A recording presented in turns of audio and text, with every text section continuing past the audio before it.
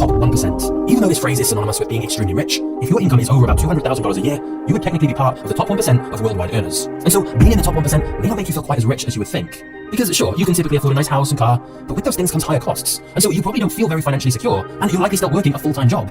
Which is why beyond this level, wealth starts to be measured in net worth rather than income. Because the more wealth you have, the more assets you have, and you're probably not making your money from a normal salary. So the next level of rich is a net worth of $10 million to $30 million. At this level, your needs are met. You can live very comfortably. You have a really nice house, you often fly first class internationally. If it's a special occasion, you might book a $2,000 suite. You can afford any healthcare you need, and in fact, no emergency financial situation can destroy your life. And yet, you're still not rich in the way that money doesn't matter. You still have to be sensible and careful when it comes to big decisions. And in the banking world, you're still not classified as having an ultra-high net worth. Which brings us to our next level, a net worth of $30 million to $100 million. At this point, you start playing in the big leagues. And most likely, you run or have a controlling interest in a very large company. You always stay at 5-star hotels, and you have multiple residences all around the world that you can stay in as well. You take holidays during prime time, for example, going to Monaco for the Grand Prix, or Cannes for the film festival.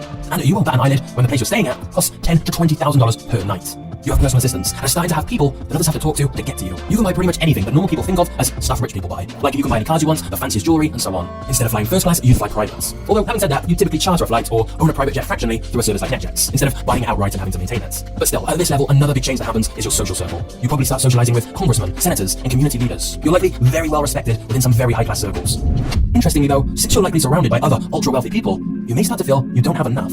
Sure, you may have just bought a new Ferrari, but your friend has a limited edition version where only 5 were ever made. $100 million to $1 billion net worth. To be at this level, you likely have ownership or control of a business that most of the public have heard of, even if they haven't heard of you directly. At this point, you can likely socialize with movie stars, rock stars, and the corporate elite. You can go pretty much anywhere you want, and always in style. You have multiple residences with staff all over the world, with elite cars at every residence. If it's your thing, you might have a private island, and of course, a private yacht to get you there. Almost any experience you can dream up, you can have. Want to play tennis with your favorite star? Call his people. For a donation of $100,000 or more to his charity, you can probably play a match with him. Want your favorite band to come and play at your private party? Well, for the right price, they probably will. What about if you love art? Your people can arrange for the curator at the Louvre to show you around and show you some masterpieces they haven't exhibited in years. $1 billion net worth and above. But what you can actually do with it? Because essentially, you can buy anything. And I do mean anything. We're no longer talking about luxurious items and experiences. Firstly, you can buy access. You can ask your staff to contact almost anyone on the planet and get a call back.